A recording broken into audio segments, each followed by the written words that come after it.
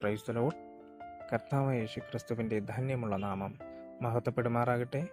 2 പത്രോസ് 3:9 ഇപ്രകാരം എഴുതിയിരിക്കുന്നു: ചിലർ താമസം എന്ന് വിചാരിക്കുന്നത് പോലെ കർത്താവ് തൻ്റെ വാഗ്ദത്തം നിവർത്തിപ്പാൻ താമസിക്കുന്നില്ല.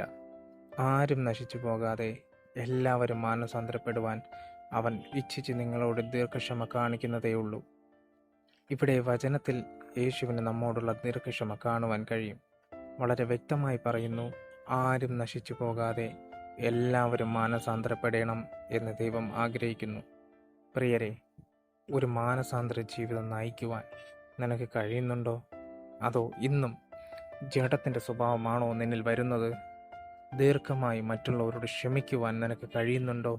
നിന്നെ കുറ്റപ്പെടുത്തുന്നവരോട്, നിന്നെ വേദനിപ്പിക്കുന്നവരോട് ക്ഷമിക്കുവാൻ നിനക്ക് കഴിയുന്നുണ്ടോ? ഇല്ല എങ്കിൽ മാനസാന്തരപ്പെടുക. ദൈവത്തിൻ്റെ സന്നിധിയിൽ കീഴടങ്ങുക. നീ ദൈവത്തിനെതിരായി പാപം ചെയ്തിട്ടും ആ പാപങ്ങളെ യേശു ക്ഷമിച്ചിട്ടും നിനക്ക് മറ്റുള്ളവരോട് ക്ഷമിക്കാൻ കഴിയുന്നില്ലേ? ഓർക്കുക, നിന്റെ പുറം മാത്രമല്ല, നിന്റെ ഹൃദയ രഹസ്യങ്ങൾ അറിയുന്നവനാണ് യേശു. യേശുവിനെ ക്രൂശിക്കാൻ കൊണ്ടുപോയപ്പോൾ താടി രോമങ്ങൾ പറിച്ചെടുത്തു. എന്നിട്ടും യേശു ദീർഘക്ഷമയോടെ ഇരുന്നു. യേശുവിൻ്റെ മുഖത്തേക്ക് തുപ്പിയപ്പോഴും യേശു ദീർഘക്ഷമയോടെ ഇരുന്നു. ഇതെല്ലാം യേശു സഹിച്ചത് നിനക്ക് വേണ്ടിയാണെന്ന് നീ മറന്നുപോയോ?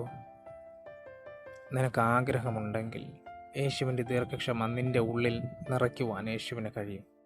നിൻ്റെ ജീവിതത്തെ ഒന്ന് ശോധന ചെയ്ത് നോക്കിയേ. യേശുവിൻ്റെ രക്തത്താൽ നിന്നെ വീണ്ടെടുത്തിട്ടും ഇന്നും ദൈവിക സ്വഭാവം നിന്നിൽ വരുന്നില്ലേ? എവിടെയാണ് നീ വീണുപോയത്? ഇന്ന് നിനക്ക് മടങ്ങി വരുവാൻ മനസ്സുണ്ടെങ്കിൽ കർത്താവിൻ്റെ സ്വഭാവത്താൽ നീ നിറയപ്പെടും.